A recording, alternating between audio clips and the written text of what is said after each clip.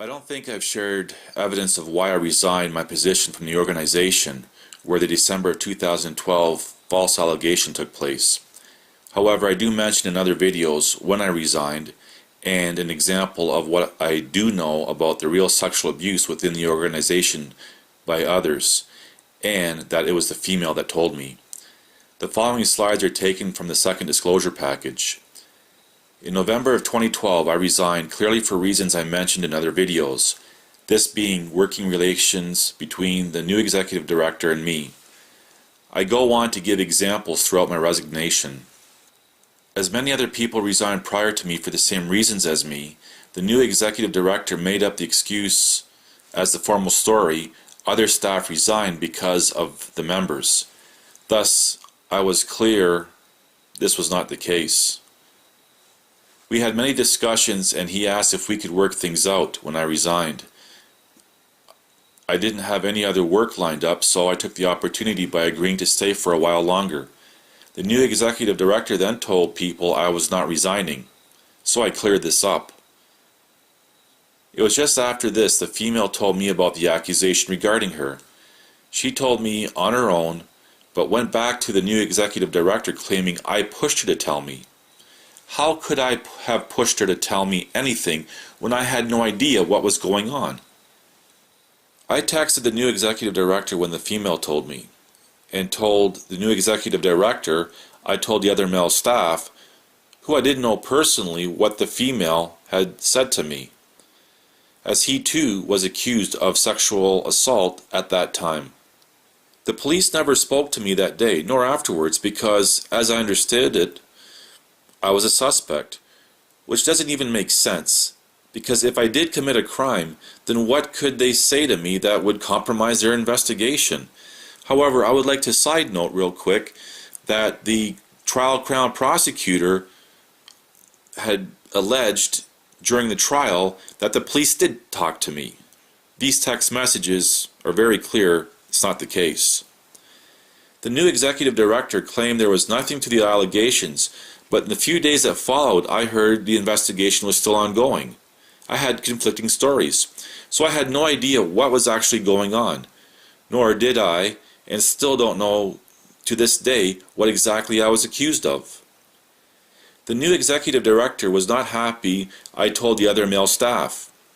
His text shows the police did not talk to me or the other male staff that day, as he was told not to say anything and he was going to talk to us the next day, which he really didn't. But when I asked him, he smiled, looking at me, saying, "It's not over." By now I was fed up with the new executive director and the internal politics and finalized my resignation. I again reiterate the original reasons why I resigned and go on to add other reasons. One of the big reasons why I finally had enough of the new executive director is clearly stated in this part of the letter.